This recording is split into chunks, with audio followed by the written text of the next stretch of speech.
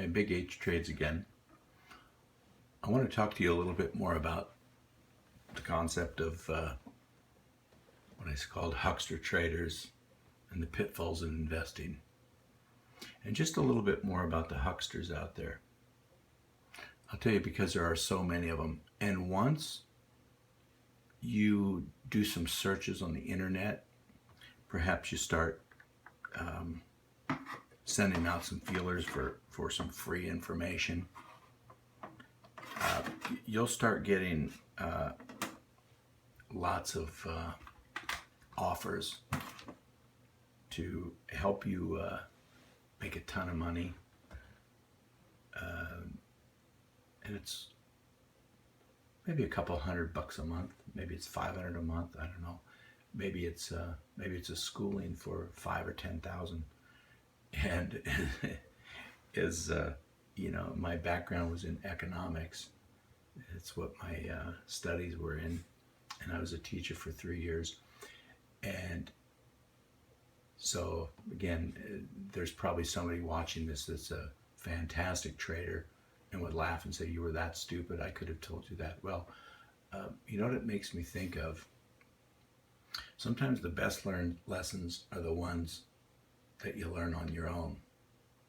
And probably why I've worked for myself most of my life is I've done a lot of things that people said I couldn't do. But that theory can also get you in trouble, because if people can't do it, there's a lot of times there's a reason why you can't do it. And some of the business that I do, I do it, but I do it differently than just standard. I mean, so there's a strength and a weakness. Let me just give you an example. When our son was a little kid, I'm going to say he was probably only less than 2 years old, because he really didn't have much of a vocabulary to go through exactly what he did. But one day he was down in his bedroom. The next thing we hear, this blood-curdling scream, and he comes running and feet overhead trying to get out of his bedroom.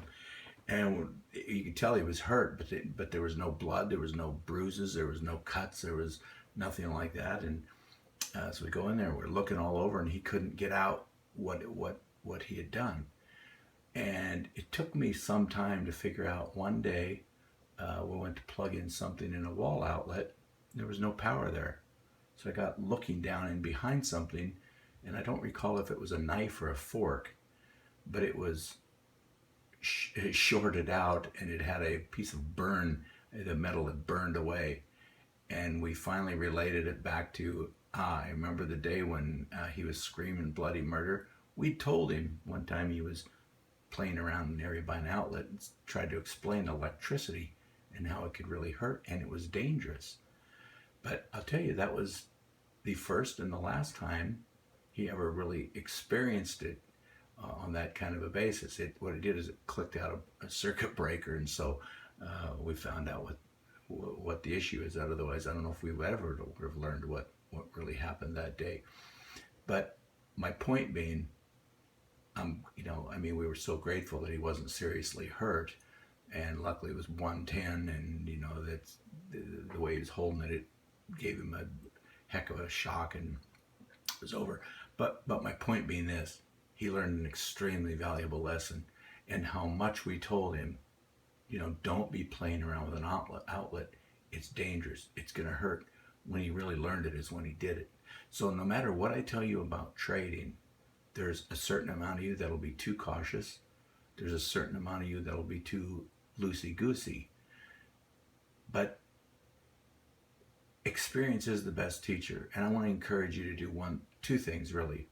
Number one, if you do decide you want to pay somebody to help teach you, be very careful. Get some credentials, and do not go for the sucker idea that say, great traders, profitable traders don't let you see their real trading account.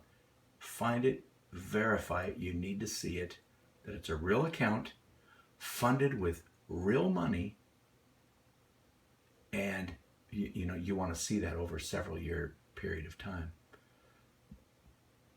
The other thing I would caution you about, for kind of a first blush caution, is trading seems a lot easier than it really is. And that's why I have this chart up that I do. It's the ES, which is the S&P 500 futures contract. And I've really blown that out anytime. Each one of those bar graphs, each one of the bars, I should say, is a month.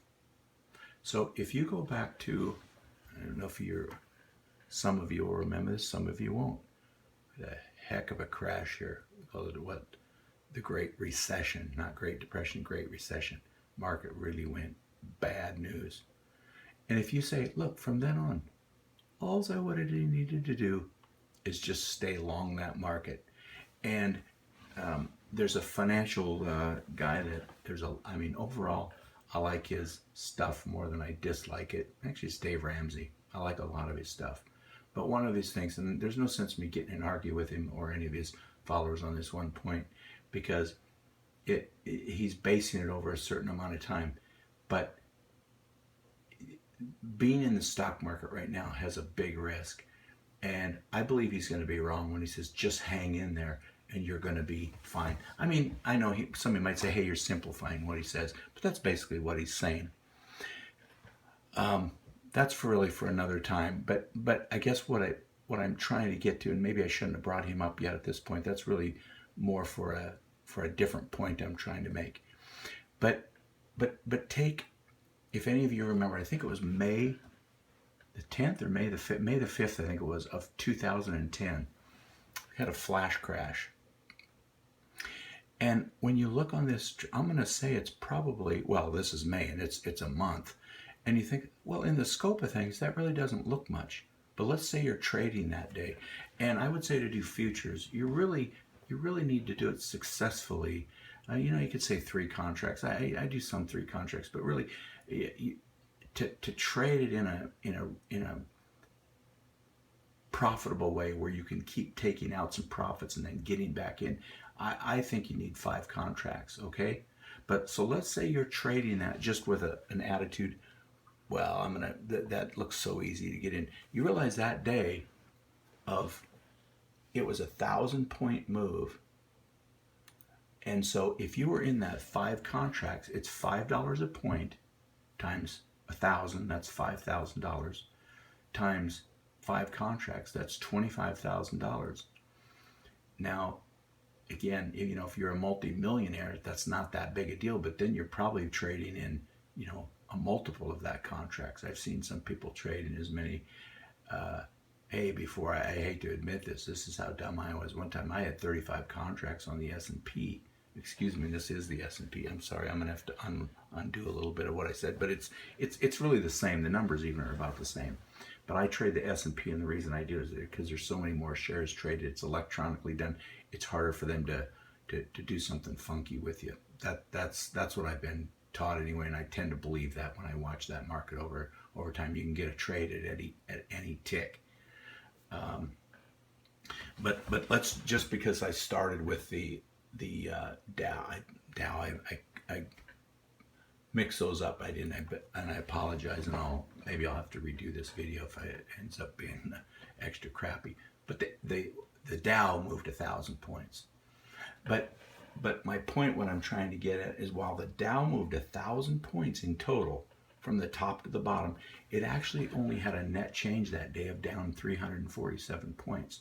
So let's say you're trying to day trade that thing, and all of a sudden, I was watching it when it happened, and my mouth was, my chin, because you just don't see that obviously happen very often, and it was just whoosh, whoosh, whoosh, and it's like, it mostly all happened within a time of 15 minutes. So you think, man, I'm going to catch that. I would be willing to bet you that most people that tried to do that trade, they end up losing money because they kept going short as it whooshing down, and then they panicked, and then it started coming back.